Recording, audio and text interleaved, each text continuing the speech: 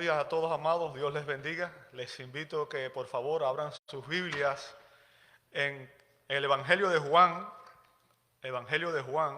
capítulo 1, verso 14.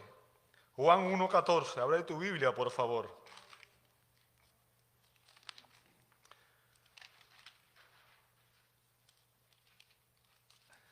Evangelio según San Juan. Y cada año tratamos de predicar en este día referente a la Navidad y hacerlo desde la perspectiva de algún autor bíblico, ¿verdad?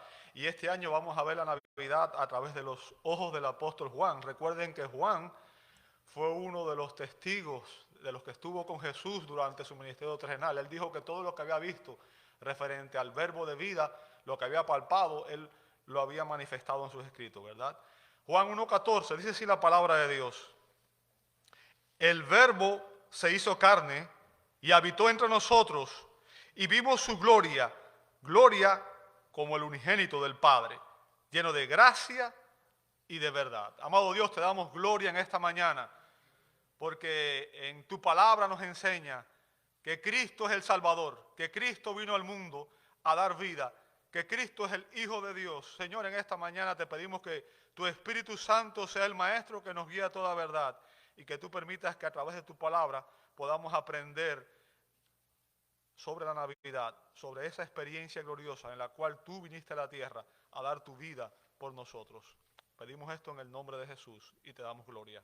Amén, amén y amén. Pueden tomar sus asientos. Muchas gracias a todos.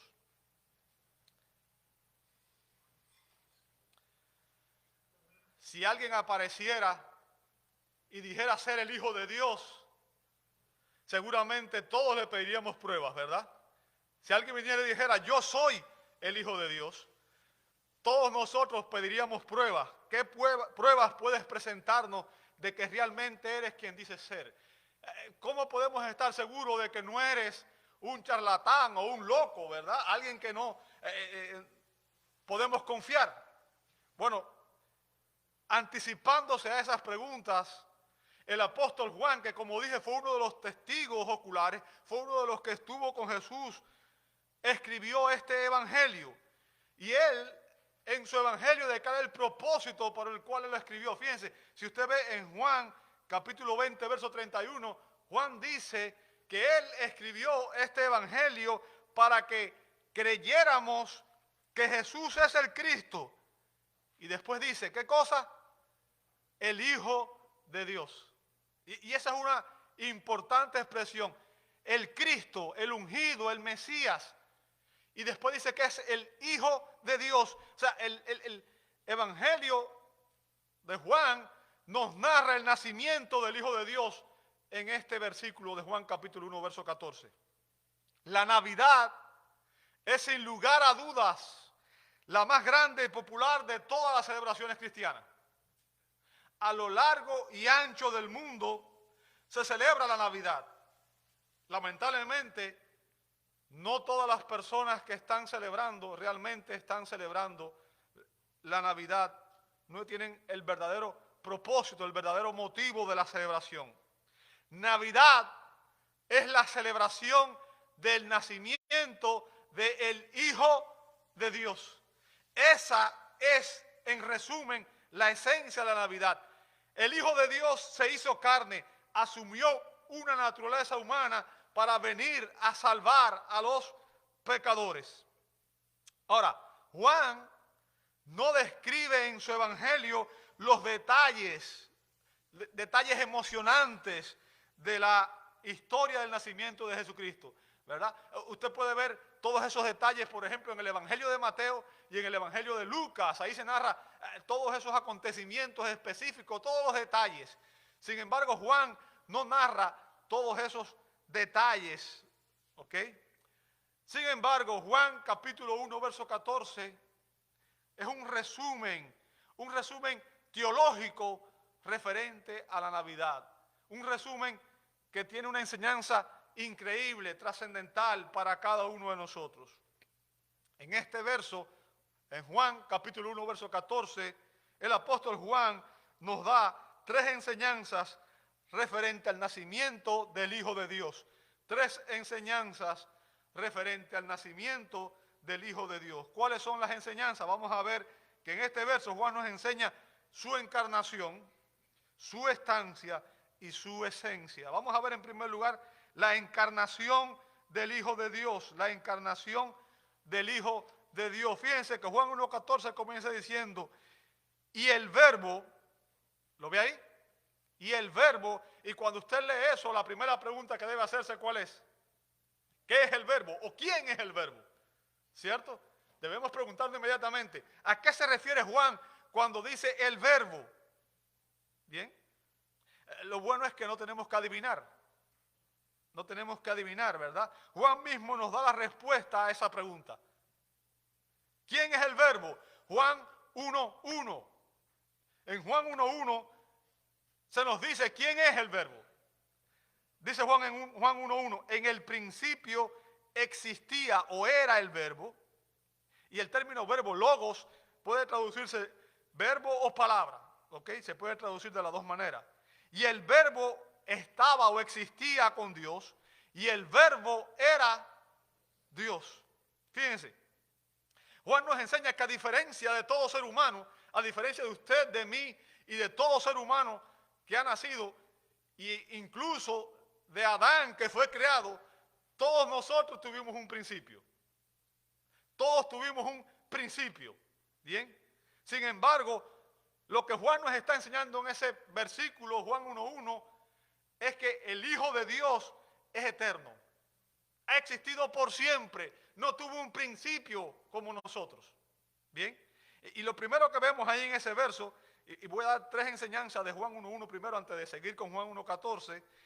Lo primero que vamos a ver ahí, amado hermano, es su eternidad, la eternidad del Hijo de Dios. ¿Ok? En ese verso encontramos tres importantes enseñanzas referente al Hijo de Dios, referente a la persona de Jesucristo, ¿verdad? Juan nos describe en primer lugar su preexistencia, nos dice que Él existía eternamente, nos enseña su personalidad y nos enseña su paridad con Dios. Vamos a ver su preexistencia. Como dije, la historia de nuestro Señor Jesucristo, dice Juan, no empezó cuando el niño nació en Belén de Judea. La historia de Jesucristo no empezó en Navidad con el nacimiento, ¿verdad?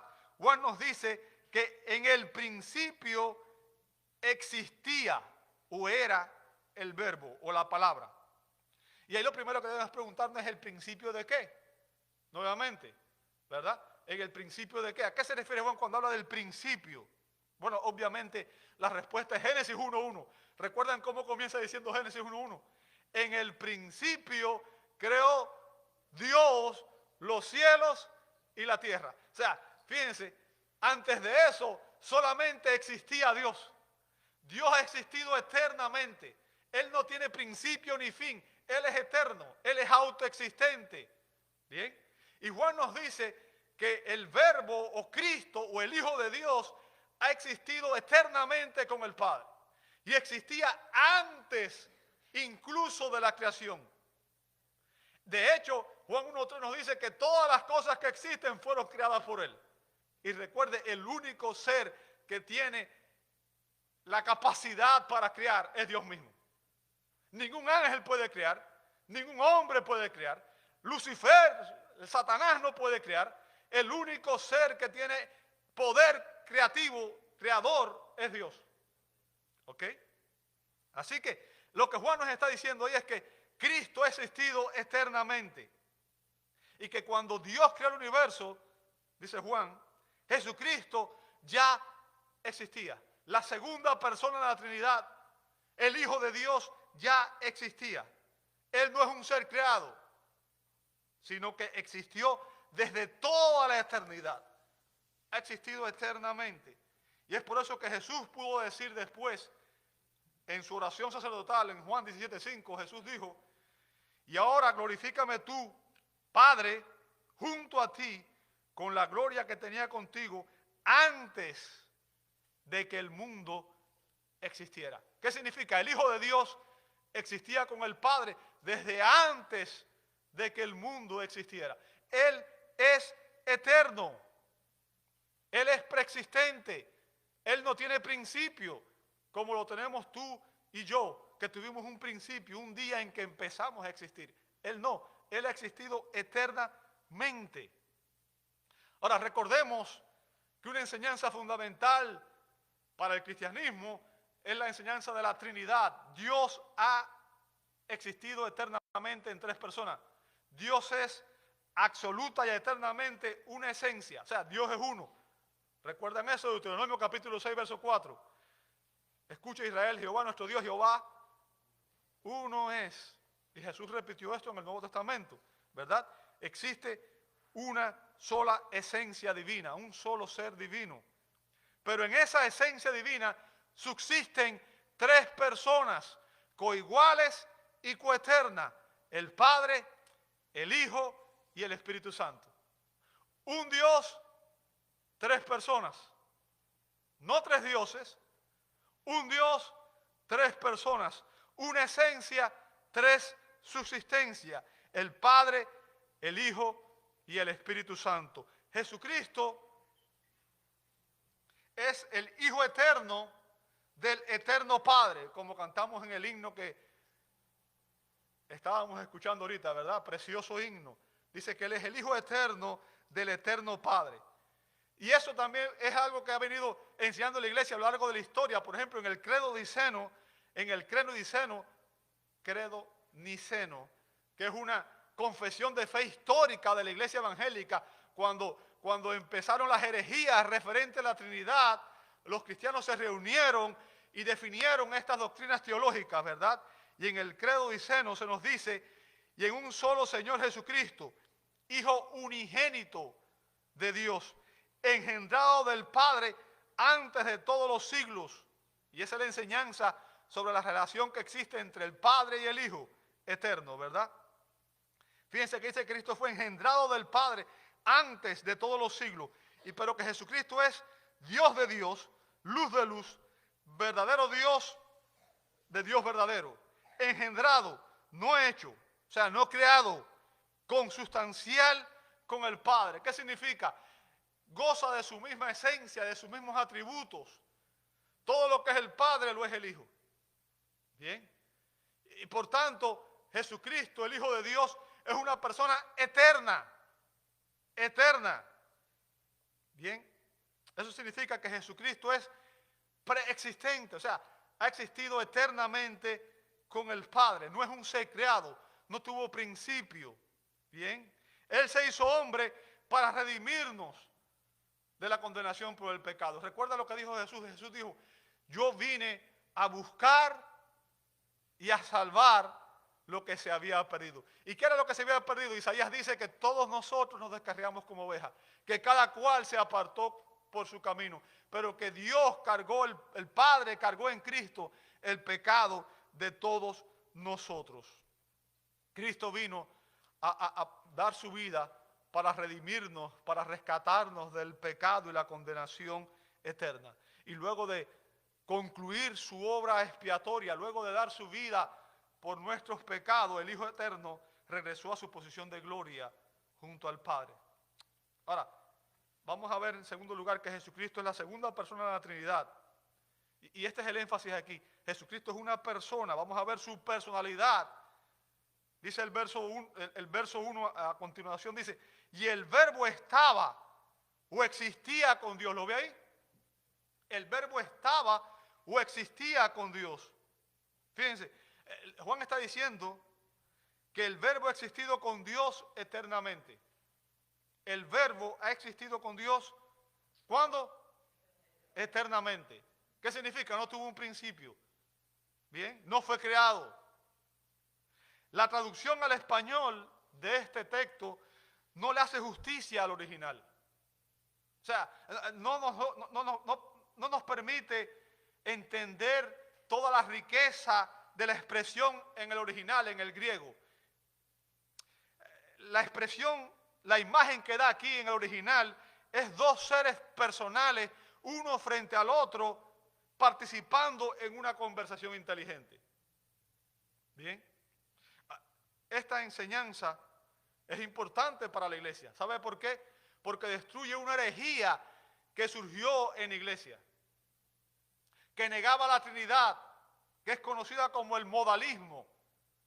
Y quizás usted diga, yo no sé lo que está hablando, el modalismo, pero bueno, quizás usted se ha oído hablar de solo Jesús, ¿verdad? Que es dentro del movimiento carismático hay un grupo que adoptó el modalismo, que no es más que decir que no hay una Trinidad, o sea, no existen tres personas en la Trinidad, sino que la misma persona se manifiesta de tres modos diferentes.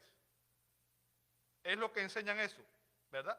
Es una herejía que no es nueva, surgió ya en el segundo siglo, ya había surgido, ¿bien? Y enseña que Dios no es una esencia compartida por tres personas, que es lo que la Biblia enseña, sino que existe un solo ser que se manifiesta de tres modos diferentes. O sea, es la misma persona que se manifiesta a modo del Padre en una ocasión, a modo del Hijo en otra ocasión y a modo del Espíritu Santo en otra ocasión. Pero que no hay distinciones personales entre uno y otro. ¿Entendió eso? Sin embargo, este texto destruye esa enseñanza.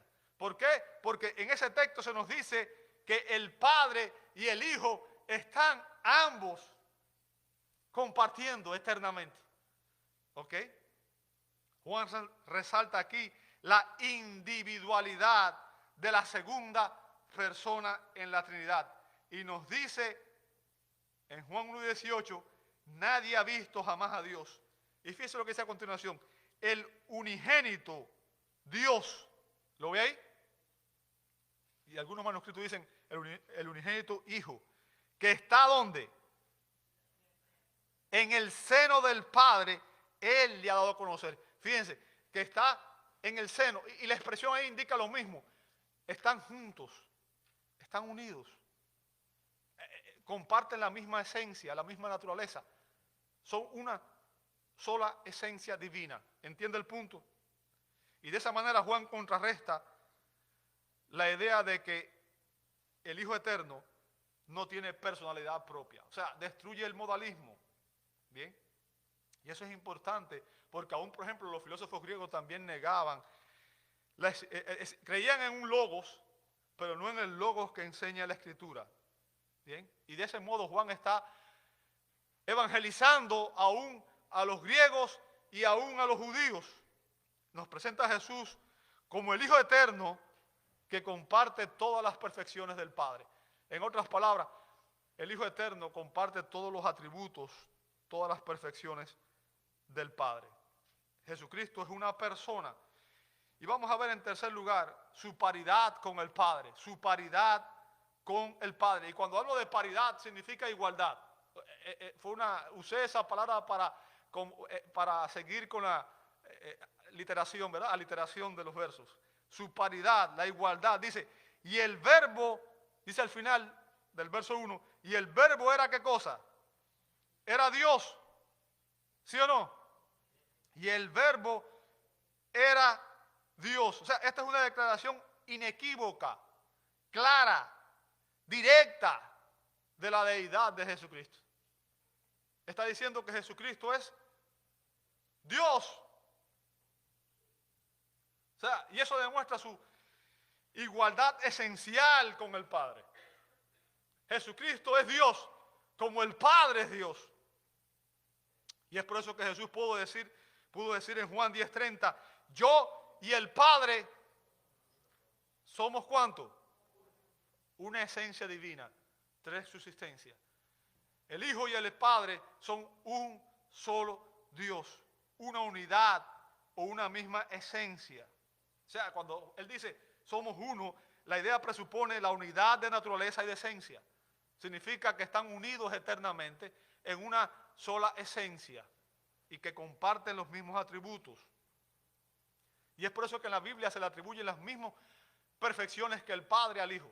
Por ejemplo, el Hijo es omnisciente, el Hijo, dice la Escritura en algunos pasajes, que Él conocía los pensamientos de las personas, sin necesidad de que nadie le dijera todo, ¿verdad? En una ocasión Jesús calmó la tempestad, calmó los vientos y el mar. ¿Qué significa? Tiene control sobre la naturaleza, sobre la creación. Jesús perdonó pecado. ¿Y quién es el único que puede perdonar el pecado? Dios. En otras palabras, la Biblia constantemente le atribuye esas cualidades que son divinas, que solo Dios tiene, se le atribuyen al Hijo en los evangelios. ¿Ok? Es así que desde un principio Juan nos presenta a Cristo como Dios. Nos presenta a ese niño que nació en Belén como Dios encarnado, como Dios humanado. ¿Ok? No cabe duda de su eternidad. Como Hijo eterno, Cristo ha existido eternamente. Y Él es una persona distinta al Padre. Él y el Padre subsisten eternamente en la esencia divina. Y obviamente no hay ninguna duda para nosotros en cuanto a su divinidad. Y estas enseñanzas, amados hermanos, son verdades fundamentales básicas del cristianismo. Una persona que no crea esto no entiende el Evangelio. Y déjenme decirle, una persona que niega la Trinidad no es salva, porque no hay salvación sin Cristo. Negar la Trinidad es negar la salvación. Por tanto, esas personas que niegan que Cristo es el Hijo eterno del eterno Padre, están negando la esencia del Evangelio, están negando las verdades esenciales de la fe cristiana. Bien, el cristianismo se centra en la persona, el carácter, la obra, el sufrimiento vicario y sustitutorio, los oficios y la gloria de Jesucristo. Jesucristo, el Hijo de Dios, vino a la tierra a salvar a los pecadores, entre los cuales estábamos tú y yo. Y es por eso que nosotros tenemos que entender muy bien quién es Jesús. Fíjense si esa pregunta es importante, que Jesús mismo se la hizo a los discípulos. Si usted ve conmigo en Mateo 16, versos 13 al 16, Jesús le hizo una pregunta a los discípulos, le dijo, ¿quién dicen los hombres que es el Hijo del Hombre? Y ellos dijeron, uno Juan el Bautista y otros Elías, pero otros Jeremías o uno de los profetas. ¿Sabe? Y si hacemos la pregunta en el mundo, ¿quién es Jesús? Muchos van a decir, Jesús era un maestro. Jesús era un profeta. Jesús era un revolucionario, dicen algunos blasfemos. Y de hecho, no voy a decir lo otro porque hay niños aquí, pero han dicho barbaridades sobre Jesús. Bien. Ninguna de esa gente reconoce a Jesús como el Hijo de Dios. Y si usted ve a continuación, en el verso 15, y Él les dijo, y ustedes, a los discípulos, y vosotros, ¿quién decís que soy yo? Y vea la respuesta de Simón Pedro. Simón Pedro dijo, tú eres, ¿qué cosa? El Cristo. ¿Sabe? El término Cristo es sinónimo de Mesías. Los dos significan ungido. Cristo es en griego, Mesías es en hebreo. Y note lo que dice a continuación, el Hijo del Dios viviente. O sea, Jesucristo es el Hijo de Dios, el Hijo eterno del eterno Padre. ¿Entiende eso? Y mi pregunta es, ¿quién es Jesús para ti? Y déjame decirte, esa es la pregunta más importante que todo ser humano debe hacerse, porque el destino eterno de todo ser humano depende de quién es Jesús para ti. En Juan capítulo 3, verso 16 al 18 dice la Escritura que Dios de tal manera amó Dios al mundo que ha dado a su Hijo unigénito para que todo aquel que en él cree no se pierda, mas tenga vida eterna. Porque no envió Dios a su Hijo al mundo para condenar al mundo, sino para que el mundo fuera salvo por él. El que en él cree no es condenado, pero el que no cree ya ha sido condenado porque ha negado la gracia de Dios en Cristo. Navidad es la buena nueva de que Dios envió un Salvador a la tierra. El Hijo de Dios vino a salvarnos. Jesucristo es el Mesías, el Hijo de Dios que trae el regalo, el don de la salvación a la humanidad. Déjame decirte, no hay un regalo más grande que la humanidad haya recibido que el Hijo de Dios en un pesebre. Ese niño que nació en Belén traía la salvación. traía la salvación a la humanidad. Y todos aquellos que reciben a Cristo por la fe, dice la Escritura en Juan 1:12, que son hechos hijos de Dios. A todos los que lo recibieron, a los que creen en su nombre, Dios les da el privilegio de ser hechos hijos de Dios. Somos hijos por adopción, no hijos por naturaleza. Bien, hay una distinción radical. El único hijo eterno del eterno Padre es Cristo. Pero nosotros somos adoptados en la familia de Dios. Y dice Juan, la Escritura que Dios nos otorga vida eterna. Juan 3:16. De tal manera Dios al mundo para que todo aquel que en Él cree no se pierda, mas tenga ¿qué cosa? Vida eterna. Aquellos que están en Cristo podrán vivir eternamente con Dios. Porque al estar en Cristo vamos a disfrutar de todas las bendiciones que goza Cristo. Bien, Jesucristo es por naturaleza Dios verdadero. Y después de explicarnos su eternidad, en el verso 1, Juan nos presenta su epifanía. Y epifanía significa manifestación. Y está hablando de la encarnación del Hijo de Dios en el verso 14. Ahora volvemos al verso 14, ¿verdad? Fíjense lo que dice el verso 14. Y el verbo se hizo ¿qué cosa? Se hizo carne. Bien. Y fíjense, la verdad principal que nos enseña este verso es la encarnación del Verbo eterno en la Navidad.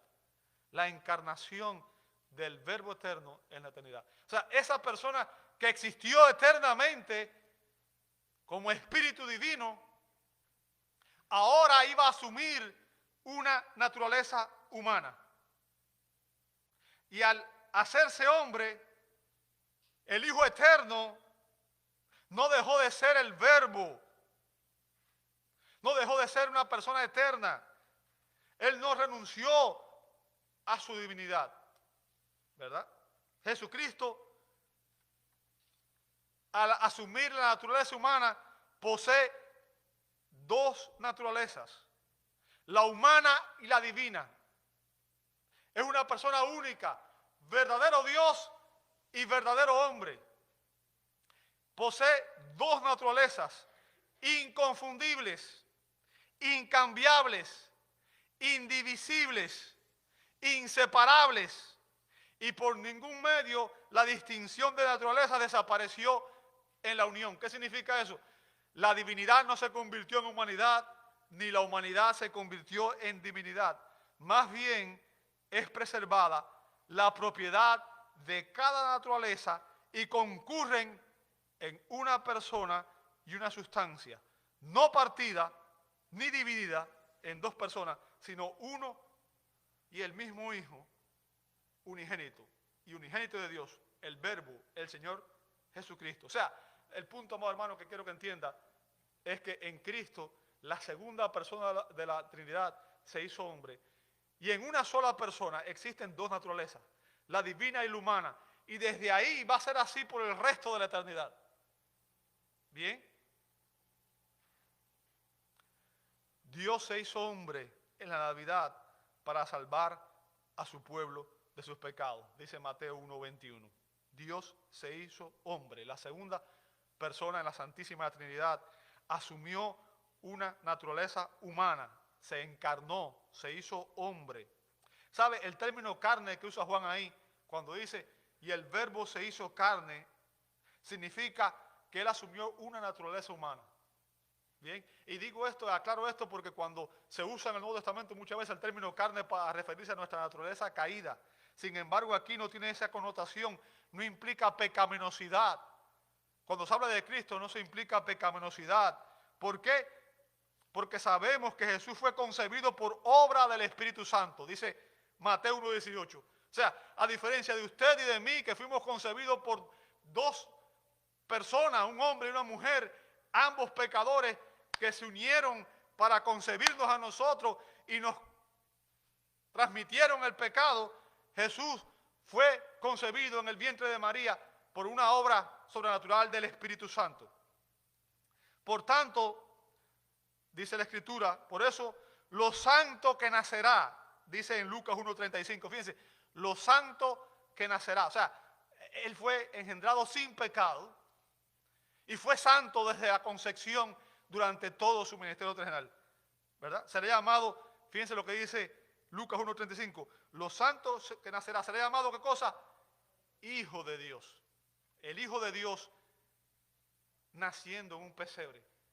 El Hijo de Dios es lo que celebramos en la Navidad. Dios se hizo hombre en la Navidad. Dios se encarnó. Y la teología de la encarnación es el vocablo que se usa en relación con el hecho de que el Verbo, o sea, la segunda persona de la Trinidad, asumió un cuerpo humano y llegó a ser un hombre verdadero. Llegó a ser un hombre verdadero. Así que Jesús se convirtió en la Navidad. El Hijo Eterno se convirtió en la Navidad en el Dios hombre y así será para siempre. Quiero compartirles unas palabras que encontré del gran predicador puritano J.C. Ryle, que es uno de mis escritores favoritos. Es un hombre con una sabiduría increíble. Dice J.C. Ryle, el significado claro de estas palabras es que nuestro Señor, nuestro divino Salvador, realmente tomó la naturaleza humana para salvar a los pecadores. Realmente se convirtió en un hombre como nosotros en todas las cosas, con la sola excepción del pecado. Como nosotros, nació de una mujer, aunque nació de una manera milagrosa. Como nosotros, creció desde la niñez hasta la condición de hombre, tanto en sabiduría como en estatura, dice Lucas 2:52. Como nosotros, tuvo hambre, sed, comió, bebió, durmió, se cansó, sintió dolor, lloró, se regocijó, se maravilló, se llenó de ira y compasión, habiéndose hecho carne y tomando un cuerpo, oró, leyó las Escrituras, padeció siendo tentado y sometió su voluntad humana a la voluntad de Dios Padre. Y finalmente, en el mismo cuerpo, Él realmente sufrió y derramó su sangre, realmente murió, realmente fue sepultado y realmente resucitó y realmente ascendió al cielo. Y sin embargo, todo este tiempo, Él era Dios y también hombre. ¡Wow! ¡Wow! Hemos visto en primer lugar, amado hermano, la encarnación del Hijo de Dios. Y ya estoy terminando, no se preocupen. Analicemos en segundo lugar su estancia. Su estancia. Estamos en el verso 14. Dice, y el Verbo era Dios. Dice, y el Verbo habitó entre nosotros. ¿Lo ve ahí? En el verso 14. Dice que el Verbo que se hizo carne habitó entre nosotros. ¿Sabe? El término habitar ahí que usa en el griego es que no, literalmente significa vivir en una tienda. Vivir en una tienda. Y sabe, es una figura del Antiguo Testamento. Usted puede ver esa figura, por ejemplo, en Levítico 27:11, segunda de Samuel 7:11 y en Salmo 78:67. Y lo que se está refiriendo, para traerles la analogía, recuerdan en el Antiguo Testamento se nos dice que Dios, Yahweh, adoptó por su morada y como su lugar de encuentro con Israel en el desierto un tabernáculo. ¿Recuerda? En el tabernáculo se manifestaba la gloria de Dios. ¿Recuerda eso? Y ese era el lugar de encuentro entre Dios e Israel. Y después, cuando Israel conquistó la tierra prometida, el templo, se edificó un templo en el cual la gloria de Dios se manifestaba y era el lugar de encuentro entre Israel, el pueblo de Dios, y Dios. ¿Recuerda eso? Bueno, la imagen aquí es que Dios o el Verbo ahora asumió un cuerpo como su tabernáculo. ¿Bien? Y Él habitó por 33 años entre los hombres. Así como Israel podía ver la gloria de Dios manifestada en el templo y en el tabernáculo, los discípulos pudieron ver la gloria de Dios manifestada en Cristo. Bien. La humanidad de Jesucristo no fue una mera apariencia como vimos ahorita. Jesucristo asumió todos los atributos esenciales de la humanidad. Es por eso que se nos dice en Filipenses 2:7, sino que se despojó a sí mismo, y está hablando ahí está hablando de lo que Cristo hizo por nosotros al venir a la tierra, ¿verdad? Él se vació a sí mismo, o sea, Él renunció temporalmente a sus privilegios como el Hijo eterno del eterno Padre y descendió de su posición de gloria, de esa posición de gloria que Él tenía eternamente con el Padre antes de que el mundo existiera. Y dice en Filipenses 2:7, y Él tomó forma de siervo. Y cuando habla de forma, el término morfe no significa solamente apariencia externa, se refiere a la esencia divina, a la esencia, a la naturaleza, ¿verdad? Dice que Él asumió una naturaleza humana o de siervo, haciéndose semejante a los hombres. O sea, Él se identificó con nosotros para poder salvarnos. Bien. ¿Y por qué lo hizo? ¿Por qué Cristo se hizo hombre? ¿Por qué la segunda persona de la Trinidad asumió un cuerpo humano? ¿Para qué lo hizo? Hebreos 2:14 dice, así que por cuanto los hijos, y los hijos ahí está hablando de los hijos de Dios que somos adoptados en la familia de Dios. Está hablando de usted y de mí, de todo aquel que ha recibido a Cristo por la fe. Dice, por cuanto los hijos participan, ¿de qué cosa participamos? De carne y sangre. Bien, o sea, usted y yo somos carne y sangre, somos un alma y tenemos un cuerpo físico, ¿verdad? O sea, y el término ahí griego para participan significa compañerismo, comunión, sociedad. Entonces, como usted y yo éramos personas, criaturas de Dios, éramos hombres y mujeres y participábamos de carne y sangre, el Hijo de Dios, que no era por naturaleza carne y sangre, sino un espíritu eterno. ¿Entiende eso? No era por naturaleza carne y sangre, sino un espíritu eterno. Asumió una naturaleza humana. El espíritu eterno de Cristo asumió en la Navidad un cuerpo humano y un espíritu humano. ¿Me siguió hasta ahí? Dios se hizo hombre. Y dice aquí el verso, que Él igualmente participó también de lo mismo, para anular mediante la muerte el poder de aquel que tenía el poder de la muerte. ¿Quién es ese? Es decir, el diablo. O sea, ¿para qué Cristo vino? A morir por nuestros pecados. Y ese fue el propósito último de la encarnación. Esa fue la razón por la que el Hijo de Dios se hizo hombre. Esa fue la razón por la cual hubo una Navidad. Él vino a morir para proveer salvación a todo aquel que cree en Él. Aquel niño que nació en el pesebre de Belén vino a la tierra a morir por nuestros pecados, dice Isaías 53:6. Y al morir, Él pudo vencer la muerte en su resurrección. Y de esa manera nos reconcilia con Dios. Así que déjame preguntarte, ¿has recibido a Jesús como tu Señor y Salvador? Y vamos a ver en último lugar la esencia del Hijo de Dios. La esencia del Hijo de Dios. Dice en el verso 14, dice, y al final dice, y vimos, dice Juan, y vimos su gloria. Fíjense, la gloria de la que habla aquí es esa manifestación de la majestad de Cristo. De la majestad de Cristo. Jesús manifestó la misma gloria esencial que el Padre. Siendo Dios, Él posee la misma naturaleza divina, las mismas perfecciones eternas. Así que los discípulos vieron en Jesús, vieron a Jesús manifestar esos atributos divinos durante su ministerio terrenal. Y fíjense que dice Juan, gloria como el unigénito. Y sabe, el término unigénito ahí significa único. Bien.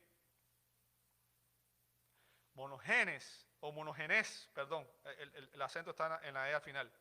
Indica que como hijo de Dios, Él era único. O sea, quiero explicar esto, y esto es importante, ya estoy terminando, porque recuerden que hubo un predicador falso, Cash Luna, que dijo que nosotros somos, como él, somos criaturas de Dios, nosotros somos Jehová Junior, ¿verdad? Usted no es Jehová Junior, usted es un carne y sangre, usted es un ser creado. el único Hijo unigénito, el único ser que comparte los mismos atributos del Padre es Cristo. Ninguno de nosotros lo comparte, ¿verdad?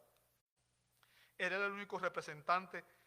Ese niño que nació en Belén de Judea, en la Navidad, es el único representante del ser y el carácter de Dios, porque es igual a Dios. Y el término se refiere al origen de una persona.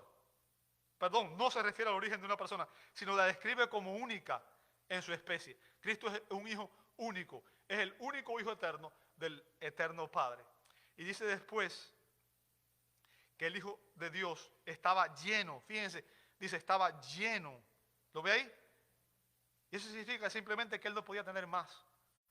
No podía tener más. Él estaba lleno de gracia y de verdad. Y fíjense, la idea aquí es que él está dotado de esas cualidades. En otras palabras, Cristo es un dispensador de la gracia. Cristo imparte gracia. María no salva a nadie. María dijo, en el cántico de María dijo, engrandezco a Dios, mi Salvador. Ella necesitaba salvación y esa salvación estaba en Cristo. Aún ella tuvo que reconocer que Cristo era el Mesías Salvador. Porque Cristo imparte gracia. Ninguna otra persona puede hacerlo. Solo Cristo, el Padre y el Espíritu Santo. ¿Bien? Cristo es dispensador de la gracia. Y Cristo es la verdad absoluta encarnada. Por eso él pudo decir en Juan 14:6, yo soy el camino, la verdad y la vida. Él es la verdad absoluta encarnada. Bien, hace 2000 años, en un establo de Belén, nació el Hijo de Dios. Ese niño que nació en el establo de Belén, la Escritura nos dice que era Emmanuel, que traducido es Dios con nosotros, dice Mateo 1:23. El ángel que anunció el nacimiento a María le dijo que tenían que ponerle por nombre Jesús. Y describe su obra. ¿Por qué? Porque Él salvará a su pueblo de sus pecados, dice Mateo 1:21. Amados, ese es el verdadero motivo de la celebración de la Navidad. Navidad es la celebración del nacimiento del Hijo de Dios. Dios se hizo hombre para venir a salvarnos del pecado y de la muerte. Te invito a orar. Amado Dios, te damos gracias. Gracias porque hoy podemos celebrar el hecho de que Dios se hizo hombre en la Navidad. Dios asumió una naturaleza humana en Cristo para venir a rescatarnos del pecado y la muerte. Gracias, Dios, porque ese es el regalo más valioso, el único regalo que tiene implicaciones eternas. Señor, todos los regalos que recibimos en algún momento perecerán, pero el regalo, el don eterno que Dios nos da, que el Padre nos dio, fue enviar a su Hijo a morir por nuestros pecados para que nosotros pudiéramos recibir a través de Él salvación eterna. Señor, ayúdanos a entender esta gran verdad. Señor, si hay alguna persona que no ha recibido a Cristo como su Salvador, como el regalo de la salvación que Dios nos ofrece, que hoy sea el día de salvación, que tu Espíritu Santo traiga convicción de pecado para que entienda que es un pecador y que necesita arrepentirse de sus pecados y recibir a Cristo por la fe para poder alcanzar la salvación eterna. Obra, Señor, en su vida y trae esta convicción. Y gracias, Dios, porque tú nos diste este maravilloso, este precioso regalo, un regalo único. Navidad es Dios haciéndose hombre en Cristo. El Hijo de Dios nació en Belén. Amén y amén.